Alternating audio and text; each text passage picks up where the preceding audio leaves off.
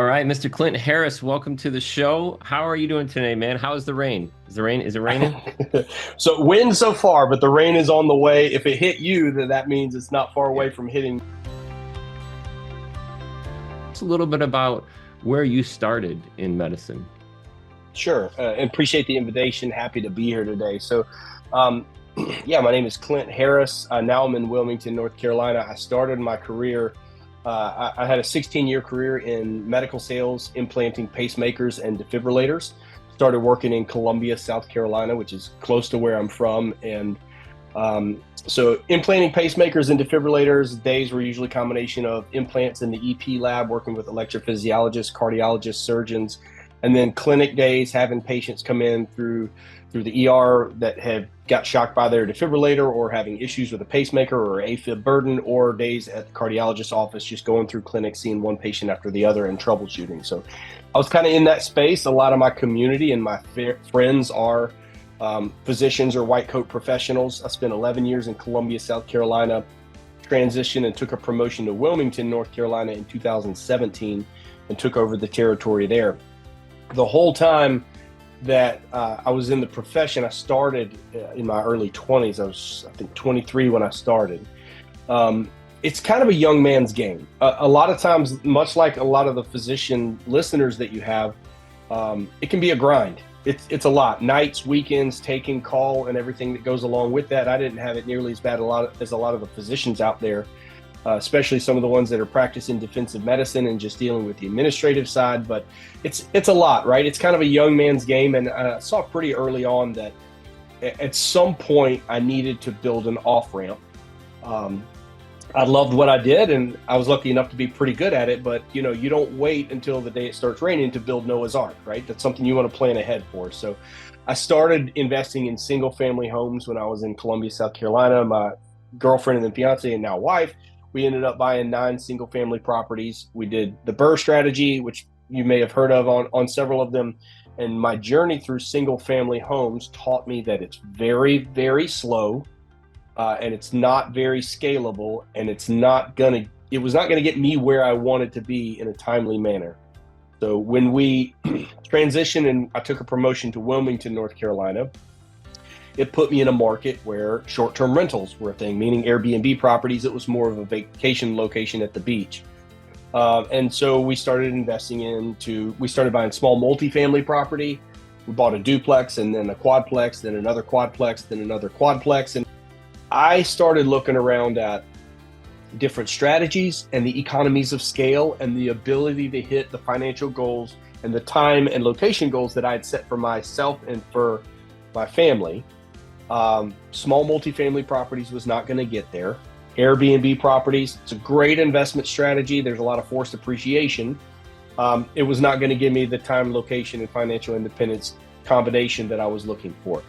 So I decided to ask around and look at the older, smartest investors that I could find.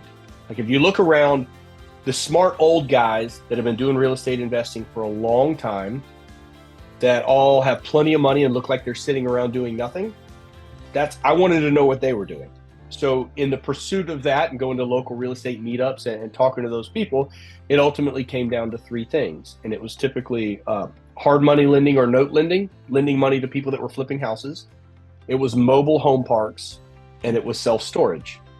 I didn't have any money to lend to anybody, not in a meaningful way. I had no interest in mobile home parks, and that led me. I think that, as a professional in medical sales, I had a lot of windshield time and a lot of driving. And one of the reasons that I jumped at the chance to be on your podcast, and one of the reasons I try to do as many podcasts as I can, one of the reasons I host a podcast, is because the collection of knowledge that people, especially in the real estate investing space, that people are willing to share with you makes all the difference. Any success that I have had in our real estate investing, from single family homes to some flips to multifamily, Airbnb, and then self-storage, it all comes from the opportunity to learn from other people's mistakes and people being willing to share their condensed life experience. So, as a lot of time behind the wheel, a lot of time, windshield time, I was listening to podcasts, trying to educate myself. And and kind of grow from there, and then take what I've heard other people do and what they've accomplished, and then try to extrapolate that as to, okay, what do I want my life to look like? How do we work backwards to where I am now, and what changes do we need to make in a meaningful way to get there? And it's not that it always has told me what to do, but more than anything, it's often told me that the strategy that I'm currently pursuing is not going to get me there. And if whatever you're doing in life, even as a successful medical sales rep, like if you know the ceiling of where you are, you can calculate the amount of money that you're making, the amount of vacation days you get, the amount of time that you get with your family, the amount of travel you get to do. If you know what that ceiling is, then it's up for you to decide if that is enough for you and your family and the life that you're trying to create. And if it's not, then the only real risk you have is not doing something, right? So if you stay where you are, you pretty much know where you're going to land and where you're going to end up. And if that fits with the mold of what you want for your life, then you nailed it. Congratulations. You're right where you want to be.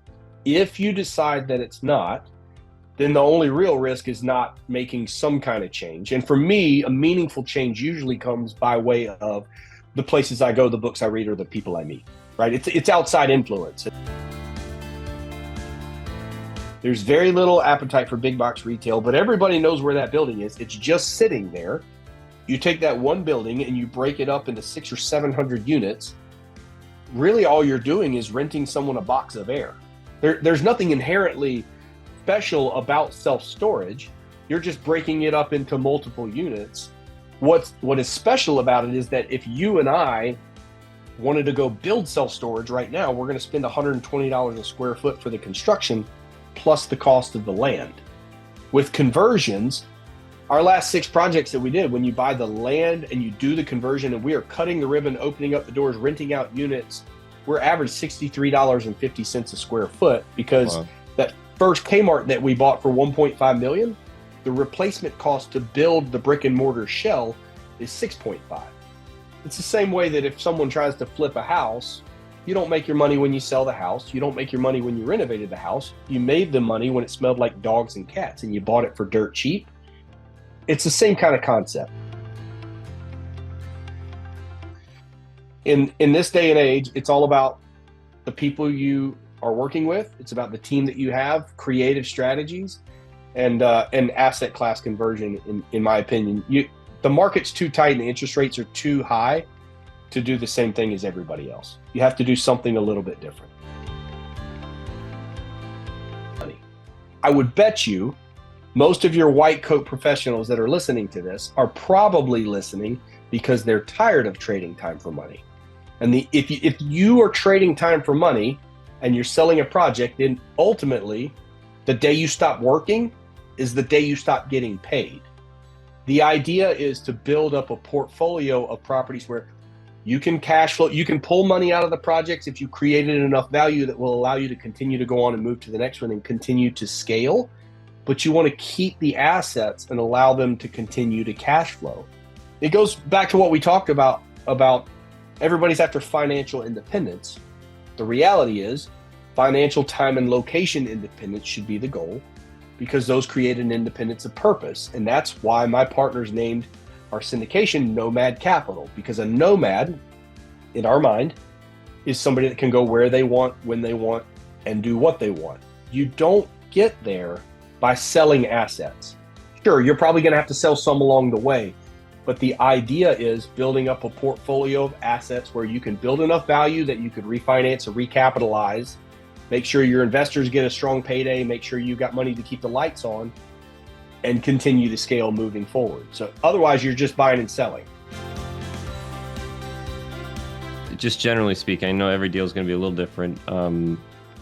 Not to be super focused on the conversions, but on the conversions, you've raised the capital. Say you bought the building for, I can't remember what you said, 1.5. A couple million, depending on the size 1 to 2 million. Of the property. So you've raised that capital and you're holding it in cash while you stabilize it. Is that correct? So sometimes we've closed buildings with cash. A lot of times we'll still use banks because banks are still giving us fairly decent rates for storage there. A lot of times, we closed a building in Kernersville North Carolina 6 or 8 weeks ago, and the appraisal just came back and it appraised for 1.9 million more than we paid for it, right? Wow. So typically we're buying these buildings significantly less than the replacement cost. The banks look at the building and the buildings are worth a lot more. There's just nobody wants 100,000 square feet of space. So we're still able to get fixed rate debt. We've never used variable rate debt, never planned to use variable rate debt. So sometimes we'll close the building with cash. A lot of times we do still use debt, but then we raise capital from our investors to pay for the down payment. Right now, most debt is around 65% LTV. So we'll raise 35% of cost of the building plus construction plus some interest reserves.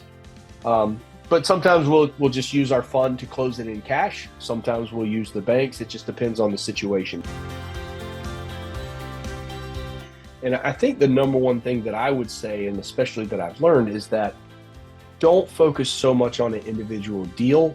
Focus on the underlying principles as to what makes it work and different ways to add value, and understand that your job, and again, I don't mean to pigeonhole myself. I'm speaking just as a real estate investor. Your job is not to know what your strategy is going to be and go after it wholeheartedly.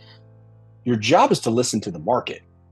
And your job is to look at the skill set that you have or the people that you can affiliate with that have better skill sets than you do, and know your strengths and weaknesses and listen to the market.